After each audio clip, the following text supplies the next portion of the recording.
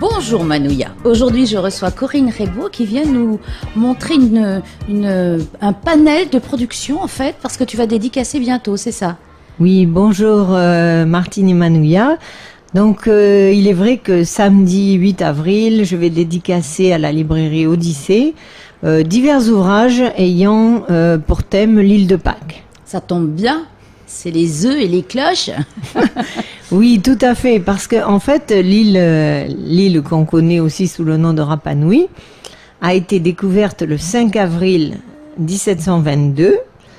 Et donc, au cours des prochaines fêtes de Pâques, eh bien, ça fera... Enfin, elle a été découverte, c'était le jour de Pâques à l'époque. Le jour de Pâques, oui, sachant que ça fluctue. Donc, le 5 avril 1722, eh bien, l'île de Pâques a été découverte par Jacob Roggeveen. Alors, en fait, c'est une île qui a été découverte le jour de Pâques et il lui a donné le nom d'île de Pâques. Et donc, toi, ça t'a donné envie d'écrire ou c'était une île mystère que tu avais envie de découvrir et finalement, tu t'es mise à... Un peu de tout, hein, comme tout le monde. Donc, c'est une île mystérieuse avec des choses très intéressantes, les fameux moaïs. Mais moi, en fait, je me suis attachée à l'histoire des hommes.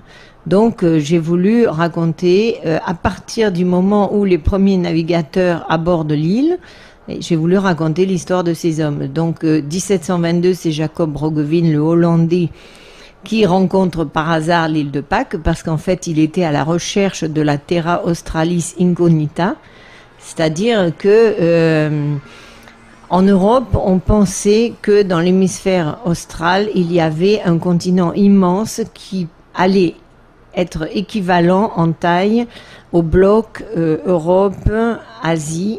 Oui, on n'avait pas l'impression que ça pouvait être vide. Voilà.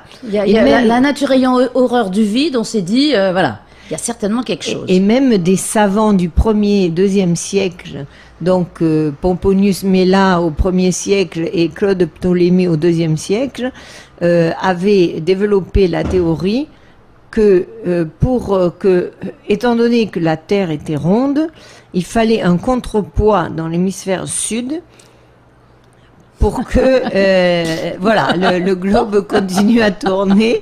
Et donc voilà. Et alors à partir du moment où les navires sont assez équipés, que les instruments de navigation ont fait suffisamment de progrès, eh bien à ce moment-là, on a lancé des expéditions, des explorations. Tout au long du XVIIIe siècle pour partir à la recherche de la fameuse Terre Australis et qui devait recéler d'immenses richesses. Oui, mais ça c'est toujours l'appât du gain. Voilà. Si c'est caché, c'est qu'il y a quelque chose... Donc Jacob Roggeveen 1722, mais James Cook en 1769, il est aussi à la recherche de la Terra Australis Incognita, ainsi que Wallis aussi. Tous sont à la recherche de la Terra Australis Incognita. Et donc, ils ont quand même fini par découvrir des choses. Alors, ils ont découvert des petites îles, mais ils ont découvert aussi l'Australie. Zeelander, remarque, qui vient d'émerger, ce continent qui s'en... Voilà. Donc, c'était pas tout à fait faux, ce qu'ils pensaient. Ben oui, parce qu'on peut considérer que, alors peut-être l'Antarctique, l'immense continent blanc, hein, l'Antarctique, était peut-être dans l'esprit de Mela et de Ptolémée, sous la forme peut-être d'une espèce d'intuition, existait, ainsi que l'Australie. Mais pour eux, leur idée, c'était que ça devait équilibrer le globe. Voilà, alors que là, bon, ça, c'était une idée certainement qui était erronée, mais en revanche, l'existence de Terre australe était une idée. L'humain a besoin de logique, d'explication logique.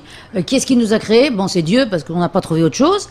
Hein, et la Terre, eh ben, écoute, pour pas qu'elle tombe, pour pas qu'elle tourne comme ça, voilà.